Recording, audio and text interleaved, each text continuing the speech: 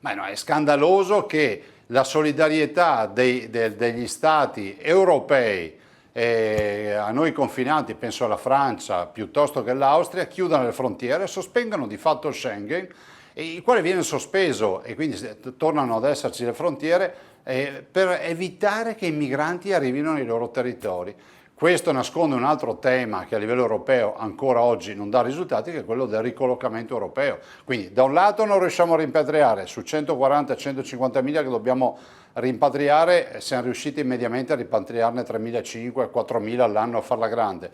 Dall'altro le ricollocazioni in giro per l'Europa non funzionano. Alla fine noi siamo gli unici a occuparci di un problema che è un problema europeo, che è un problema ovviamente internazionale, ma soprattutto ricordiamoci che peserà ancora di più, questa congiuntura astrale è tale, pesa di più non per colpa del governo o dei governi, per colpa del fatto che a tutto quello che erano le tematiche, le problematiche di prima se ne è aggiunta una di nuova, che è la guerra. Da noi ci lamentiamo per le bollette alte. In Africa molti si lamentano perché non hanno più il cibo. Allora, davanti a tutto questo è fondamentale che l'Europa, se c'è, batta un colpo.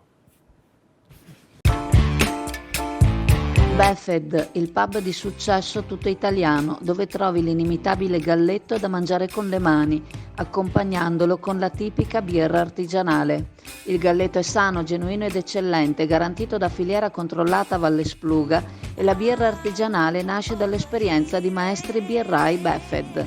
Befed, presso il parco commerciale Clodì per giovani e famiglie, un posto dove puoi sentirti come a casa tua.